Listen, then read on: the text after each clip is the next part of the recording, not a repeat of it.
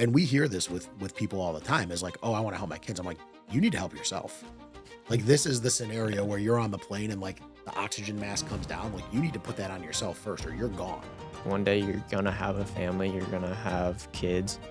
Do you wanna save now and build that level of income where you can help your kids in the future? Because that's what you're looking at. You could pass away tomorrow. Yeah. Low chance, like, probably less than 1%, but it's higher than retiring. Well, so welcome back to, Business Casual.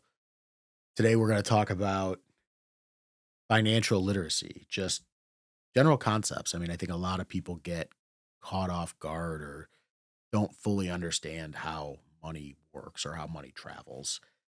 And really want to kind of go through a lot of the ways that money either gets eroded or money gets lost, or people just really don't understand, like from the top line number that they get paid down to where it goes. So that'll be Mm. some of the things that we talk about. Troy, what have you found people are bringing up when it comes to just basic financial literacy?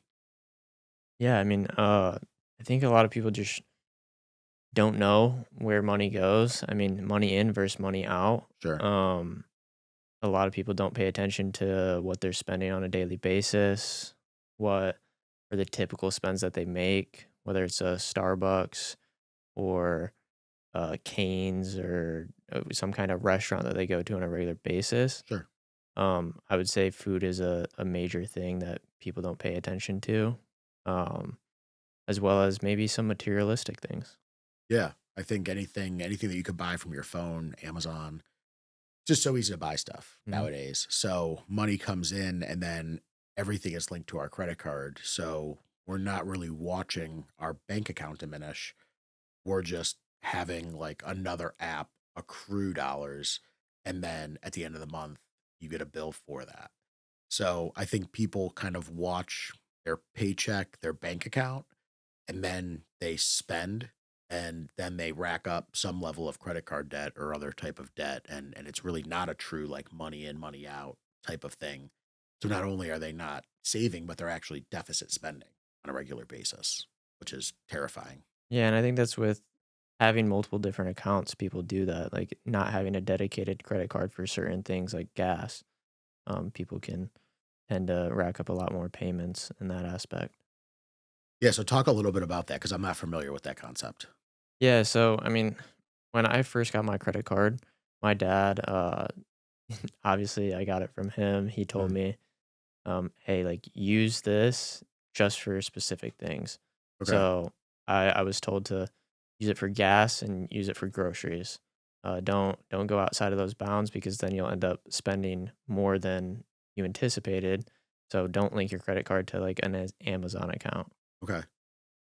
And then you would get a separate credit card to link to that, or you link a debit card, or what is the strategy around that? For me, I typically just have my debit card on specific things, so I Okay. know, like, the money is going out when I'm using these apps, Yeah. rather than linking a credit card where I get a statement a month later and I'm like, "Oh, why is this $1,000?" Yeah. No, I agree. I think using a debit card, especially in the early stages of wealth building, is really, really important because you really want true numbers of what you're accumulating. If you get to the point where you have a substantial amount of money and a credit card is convenient, then by all means, like it is much more convenient and there's protection around it. I know for running our business, there's probably a dozen or so people that have access to our corporate card. Like that's just a way of tracking that makes sense. I mean, outside of somebody going absolutely insane and just like committing fraud, we're protected in the event that money is spent and we can pay that bill on a monthly basis. Yeah, and for businesses, they have accountants for that, like, it's when it comes to personal finance, you don't have an accountant to structure that, so you really need to know what cards you're using for what. Yeah, and again, I mean, I think depending on what level you are, I mean, some people even, I mean, with high levels of accountants, they do to some extent track it, but for the personal side on the accounting, there may not be the write off, so an accountant may or may not care what's Mhm. spent in terms of overall like personal spending. So yeah, it's really Yeah. it's a self discipline thing, and it's really becoming comfortable with, all right, what am I bringing in and what does this look like on a monthly basis? And that's why we're firm believers in like have all of your money deposited into an account. Drip out a fixed amount that you know is what you spend on a monthly basis and retain the rest. If the money hits your checking account, it's most likely getting spent in 90 plus percent of people's cases. There just is not the discipline put in place Mm. to save the money on their own. Yeah, I agree. I mean, I definitely struggle with that, on my end. I do try to only put a certain amount in each month and not go down to a certain level in my checking. Um, for me, I put in all of what goes into my check into my savings. Um, I don't know if you have a recommendation on how to split that, maybe looking at what you make each month and then putting the percentage that you want to save into savings or So I'm a very, very firm believer that if it's up to the person, they're gonna mess it up. So Mm, if the person is picking a percentage of their income, I think shoot for 20% of your income to save.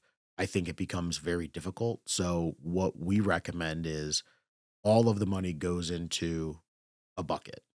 That's away from the client. We look at what their monthly expenditures are today and we send them that amount of money.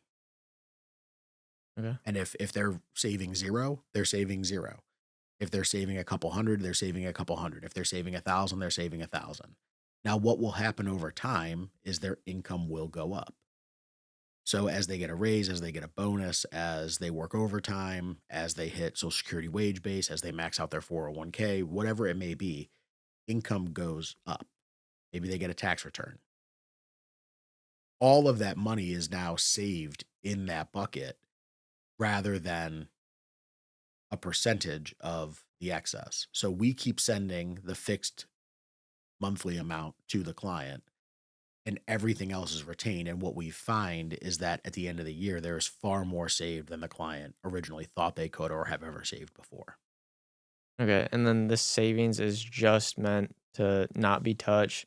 And they have another bucket for like fun things and food and supplies that they might need throughout the year. So I guess clarify that. So when you talk about like fun things and spending and things like that. Yeah. Should there be separate buckets for the fun and the experiences that people try to have throughout the year? And then they should have their savings bucket and then maybe another bucket for fixed costs. Sure. If they have the ability to do that, what we find is that people just do the stuff and Mm, then they don't save. So like the hard answer of a lot of this is like a ton of people shouldn't do half the stuff that they do because we know that people deficit spend. So sure, if you can budget where you're saving a bunch of money and you're saving a bucket of money for experiences and you have your fixed expenses taken care of, great. That's where our clients live. Most people when we meet them shouldn't do that. Like sometimes people need to like take a step back and not do the stuff that they did that got them into tens of thousands of dollars of credit card debt or got them into a place where they're paying like a crazy amount of interest on a vehicle. So the hard answer is like not everybody gets to have fun day one.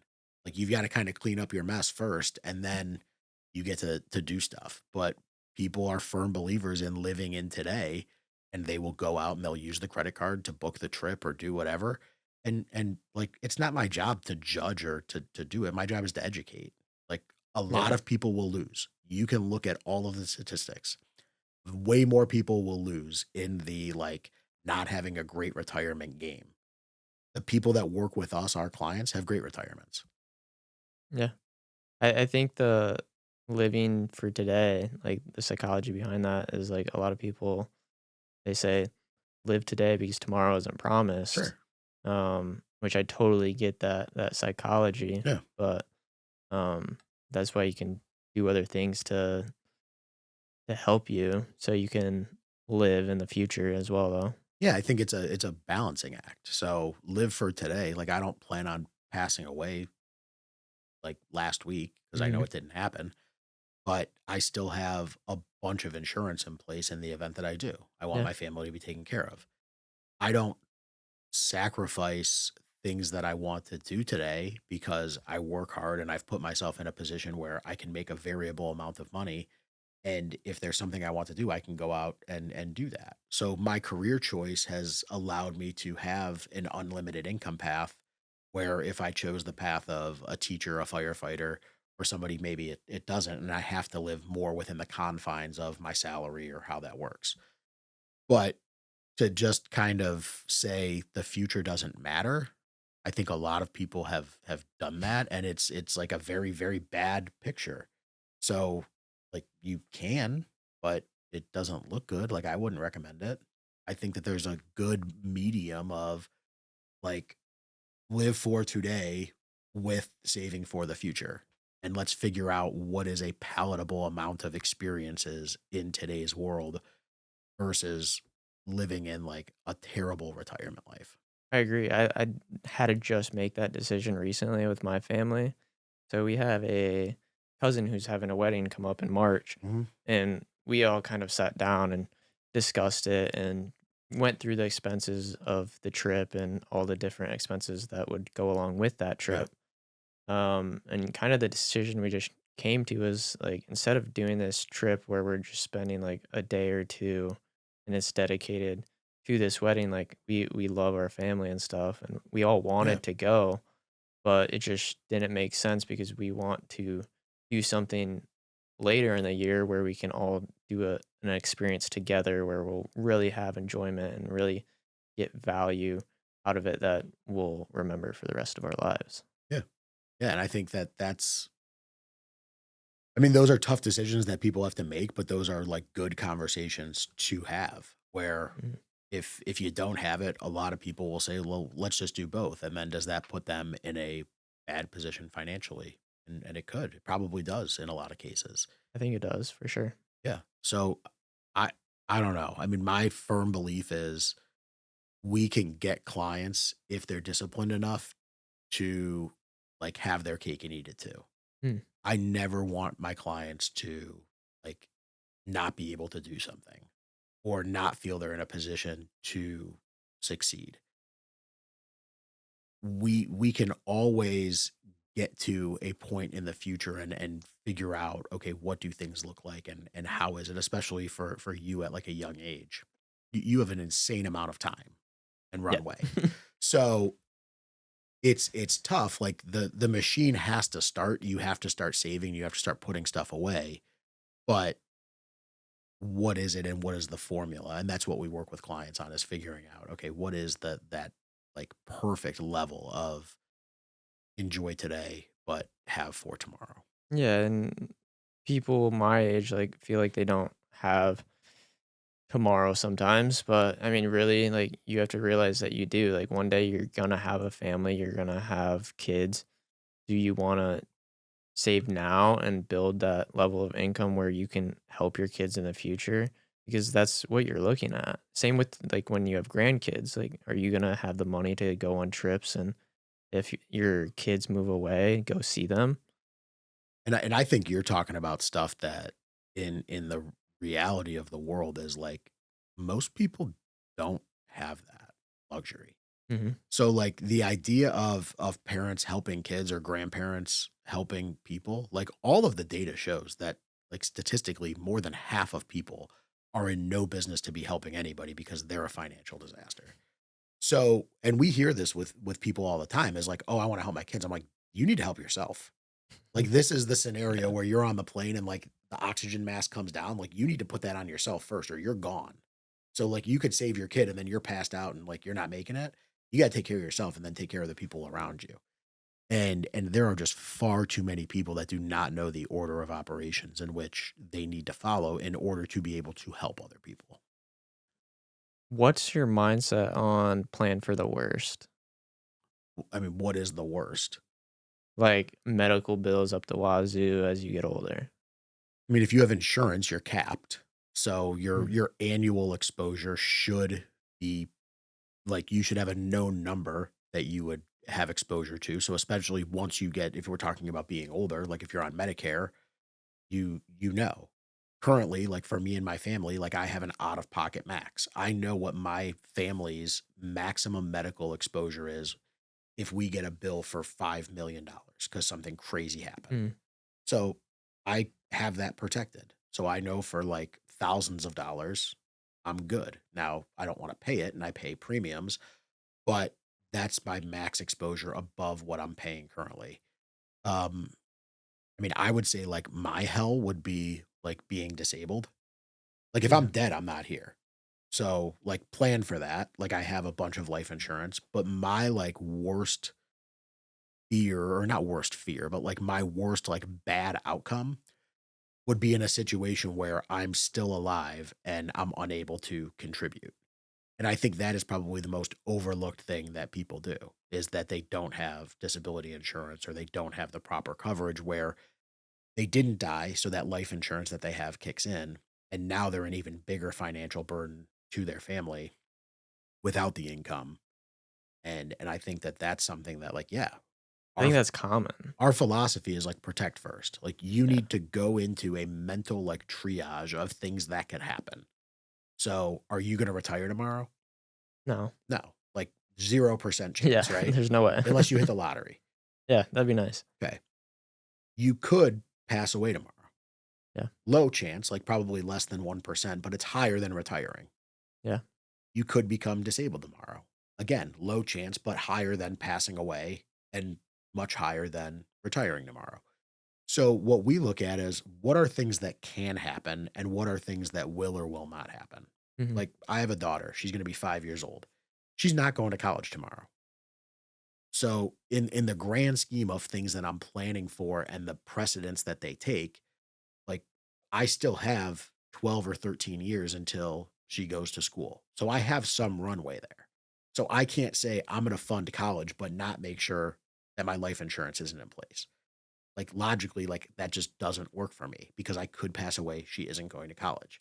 Yeah. I'm not going to sacrifice my insurance to save for retirement. Retirement's even further away than my daughter going to college. So I need to protect for all of the todays first. I Mhm. need to build up my level of saving so that I'm comfortable so I don't go into debt. And then I need to figure out, okay, how do I simultaneously save and start to put money into buckets that make sense? Yeah, that completely makes sense. Disability thing, I mean, people don't sometimes don't understand what disability actually means. Yeah. Like, to me, it means, like, the job that you do, if you work with your hands, you can't use your hands even. So, um Yeah. And I think in a lot of people's cases, like we think disabled because we've been programmed this way. mhm, Like you drive up somewhere and you see a handicap yeah, spot and you see a wheelchair. So people think like disabled is like a total disability and it's not. no, I would tell you if I was in a wheelchair and I had my brain, like I would still be in here working. Like that's not a disability for me and what I do. It's a but it's for an some people it is. potentially. Yeah, Yeah. It's a hindrance. Like it would mhm, suck. I wouldn't my quality of life would be much lower, but I would still be able to perform at this probably at a higher level because I had a different story to tell on why people should for do sure. more of what we do. But if my brain went, or if I had cancer, or if something happened to somebody that I cared about, my daughter or somebody, like if I had something where I was like in a deep level of like depression or something like that's what keeps me out of working. And that's the stuff that people don't realize. And that's Mhm. stuff that people walk around with on a regular basis. Some So, people have to struggle through it, like, they get those things, and they don't have the disability, and they have to keep pushing because they know they have to provide for their family. yeah, absolutely. I know a ton of people, not a ton. I know people Yeah, that have been diagnosed with cancer and in between treatments, they would have to call off work for a couple hours to go get treatment and then go back to work. mhm, I can't think of anything worse. If you're getting chemo or if you're getting any type of cancer treatment, the amount of like strain that that puts on your body I was gonna say to stress. go back to work and then take care of your family, like just do the proper planning and then not worry about work. The Mhm, money's going to come in, you get better. Whenever you get better, you go back to work, but your family is taken care of all along the way. Mhm. And that's the type of planning that we do is like we look to make somebody's plan bulletproof because a lot of things are overlooked. Everybody wants to start with investing. Yeah. Okay. And everybody wants to start with investing the wrong amount, which is the part that just drives me crazy. They want to put a very small amount in. They want to hit this like rocket ship type investment and get this crazy rate of return. And it's not going to change their life. They need systematic savings, they need protection, and they need to build a substantial amount of money, far more money than they ever think that they need, because the way that inflation works and the value of a dollar is drastically different and will drastically be different today than it is in the future. Yeah. I am seeing that with my friends, too, with, like, the investing thing, like, that's definitely, like, what they wanna do Yeah, first, but, like, sometimes you need to do the other things like the disability, um, the life insurance in case anything happens to you. Like, I almost kinda wanna, like, link the life insurance and disability together because those are the building blocks of, like, putting your family first. So it's, like, almost like savings, like, you need to do the right building blocks to get your savings on course. You should also do the disability and, like, the life insurance to get your family on course as well. yeah. I mean, disability selfish. Like disability when I was young and single, like that was for me. Mhm, If I got disabled or if something happened, I didn't want to move back in with mom and dad. If it was something that was like moderate, so disability is a selfish purchase. mhm, Life insurance is like for your family. Now, there's components of life insurance that you can use for your own benefit that we'll talk about in other episodes. But I own life insurance because I want my family to be taken care of. I own disability insurance because I want to be taken care of in the event that I can't work. I want to maintain my lifestyle and I want my family to. mhm. But when I was single, it was purely about me. It was I don't want to make zero income and I want to like still be independent, assuming that I don't have like this completely like 100% total disability where I lay in bed all day. Yeah, I mean, that makes sense. For the disability and life insurance, do you think, there's a right time, or is there, like, a time where you I I know it's not gonna be the same for everybody, Sure. but, um, is there a point where it's too late or, like, it's gonna be harder to get it? For sure. So, I mean, the answer is like yesterday. You're like, you're never Mhm, gonna be younger and healthier than you are right now. mhm, So every day that goes by from like a mortality and a morbidity standpoint, your rates get higher because you're closer to death or higher probability of disability. So I recommend, I mean, people get it as early as possible. The rates are the lowest and the terms are typically the most favorable because you don't have all of the baggage that comes with like growing up and living an adult life. So my 50-year-old clients that are going through that have dealt with stress, dealt with divorce, dealt with like a failed business or whatever it is, they have a much longer track record of like either mental health or prescription drugs because of stress or high cholesterol or all of these things than my clients that are in their 20s or 30s. yeah, So it's not saying that those people won't get there, but if you're underwritten at a younger age, now you're approved, you have it. No matter what happens in the future, you're insured. So yeah. locking in that insurability is so valuable. And I think people are starting to learn that more and more than before, but something that when I first started, I don't think people put a lot of value in. Yeah, even when I started here, like, I didn't understand. Yeah. I'm starting to a little bit more here and there, Yeah. with the underwriting and stuff, but I wanna go back to the investments. Sure. I know you said, like, maybe not doing that right away, but how I guess, what do you recommend when you're initially starting out trying to save? So my order of operations is protect first. Yeah. So that's number one. And that's very, very inexpensive to do. So make sure that you're taken care of in the event that some catastrophic event happens. Mhm. Step two is start to save cash. When people don't have cash, they go into debt, right? Yeah. So build up a reserve of money. Now that number is going to be different for everybody. There are a ton of different schools of thoughts online. Uh, there's a lot of stuff that goes into that. I kind of have my personal preference on what people should keep completely liquid. Mm, My clients tend to keep less in actual money in the bank because their investments are more liquid to them, so they can get it within 24 or 48 hours.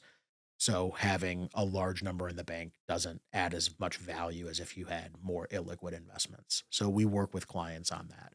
But save up an amount of money where you're not going to go into debt again.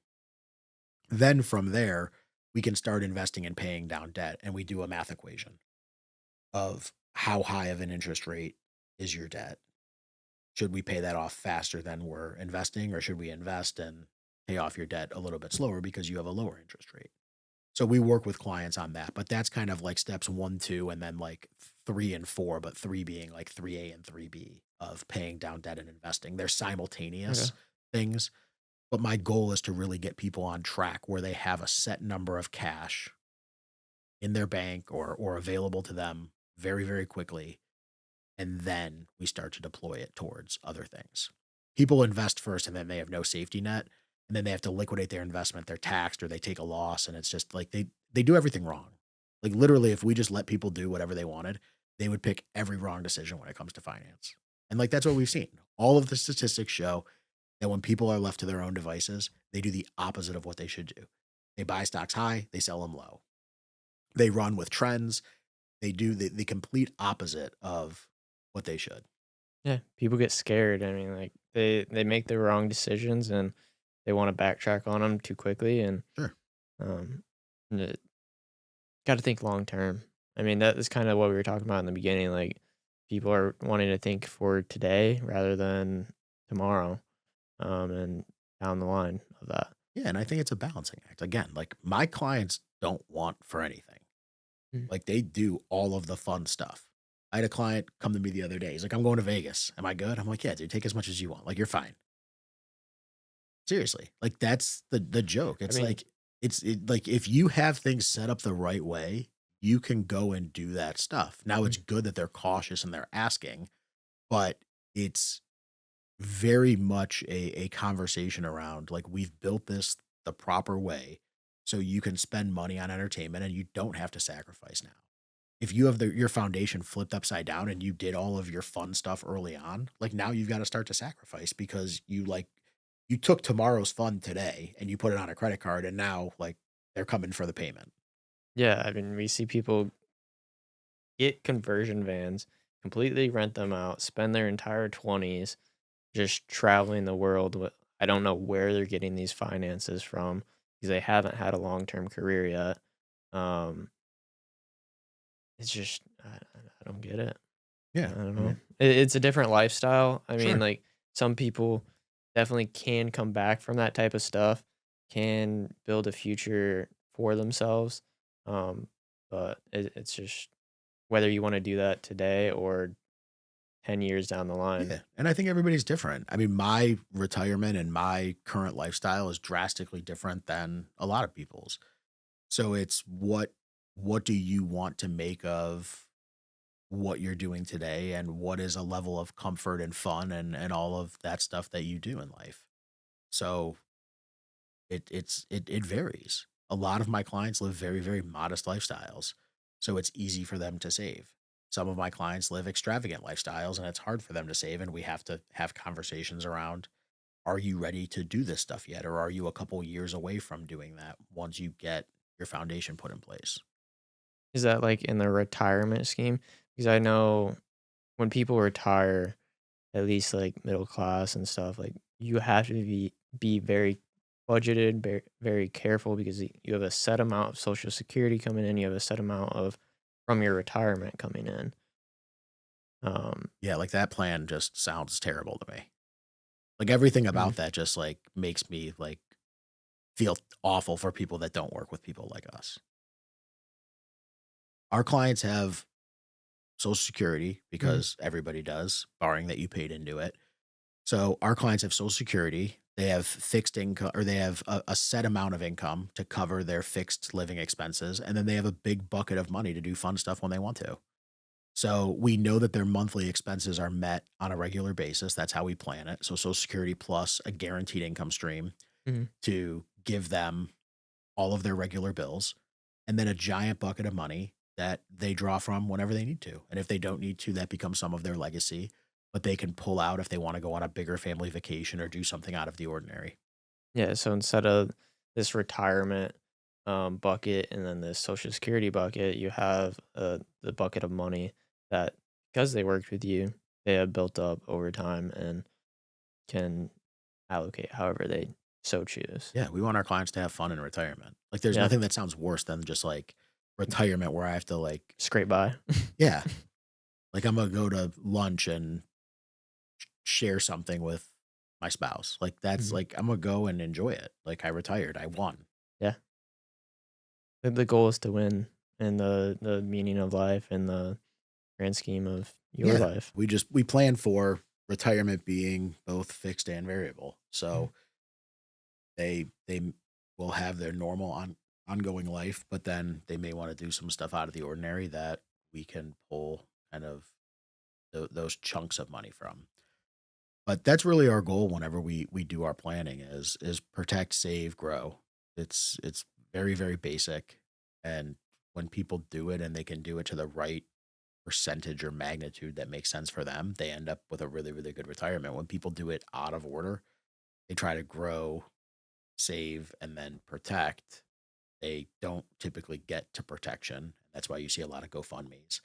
Mhm. You don't see people with the proper amount of savings, and then you see people with like a kind of half-assed like portfolio that has like a mixed match of like all different stuff in there, and you're like, this is all the money that you've accumulated over your life. And they're like, yeah, I got crushed on this or this went well. And so we just like to have systems in place, but overall, really easy strategies for our clients to implement and put into place. They don't sacrifice what they're doing today. We do everything kind of based on future dollars, or if people are in a hurry, like we will work with them to make sure that things work in a much more timely manner. But we really don't want to sacrifice what they're doing. Yeah, So hopefully this was helpful for everybody. Kind of reach out, like the page, comment, and let us know what you want to hear about next. absolutely. All right. Registered representative and financial advisor, Park Avenue Securities, LLC, PAS, OSJ 14021, Metropolis Ave, Fort Myers, Florida 33912 239 561 2900. Securities products and advisory services offered through PAS, member FINRA, SIPC. Financial representative of the Guardian Life Insurance Company of America, New York, NY. PAS is a wholly owned subsidiary of Guardian. Alliance Financial Group is not an affiliate or subsidiary of PAS or Guardian. CA Insurance License Number 0M21715. AR Insurance License Number 158383330. 8761562.1 expires 228.